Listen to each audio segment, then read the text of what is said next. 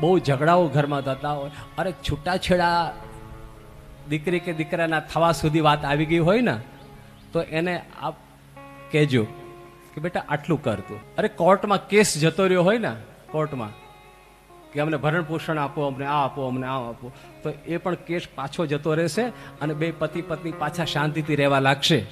એના માટે થઈ અને એક જ કામ કરવાનું, પીળી કરેણનું પુષ્પ લેવાનું. પીળા કરેણનું એક પુષ્પ નહીં ચાલે, ઘણા બધા પુષ્પ ભેગા કરવા પડશે.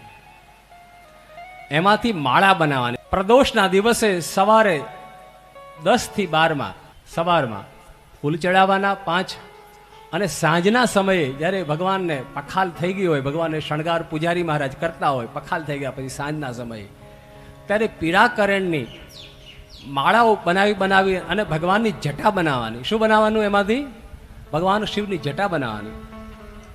અને સંધ્યાના સમયે ભગવાનની જ્યારે આરતી થતી હોય કે પૂજા થતી હોય ત્યારે મંદિરમાં જઈ અને ભગવાનની પીળા કરેણની જટા બનાવેલી હોય એ ભગવાન પૂજારી મહારાજને આપવાની, અથવા તમારી જાતે લઈ અને ભગવાન શિવને અર્પણ કરવાની. જટા, પીળા કરેણની બનેલી જટા ભગવાન શિવજીને ચડાવે.